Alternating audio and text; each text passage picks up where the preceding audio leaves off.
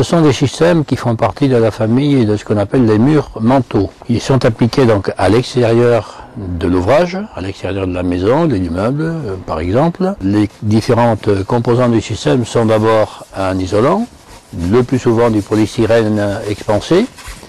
Cet isolant est soit collé, soit fixé mécaniquement sur le mur. Et ensuite, il est recouvert d'une première couche d'enduit dans laquelle on incorpore une trame ajourée, une trame qui va servir à répartir l'effort qui sera demandé ensuite à la peau extérieure. On repasse une deuxième couche d'enduit sur cette trame qui a été donc marouflée et on termine avec une couche d'enduit de finition qui lui va assurer en même temps l'esthétique, parce qu'il y a un rôle esthétique aussi, qui va aussi assurer l'imperméabilité de la façade.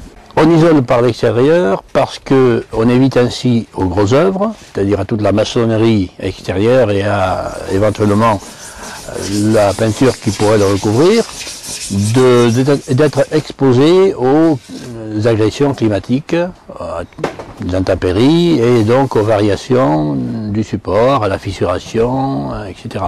Mais on empêche aussi et surtout le matériau de se refroidir l'hiver et de se réchauffer l'été.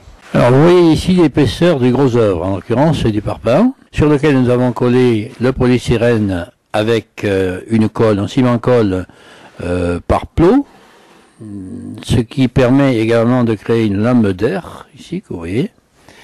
Ensuite sur ce polystyrène, lorsque la colle sera sèche, nous allons appliquer 3 couches d'enduit dans lesquelles nous allons maroufler une toile de polyester, et ensuite nous finirons par une couche d'enduit taloché qui donnera à la fois la résistance mécanique mais aussi la couleur.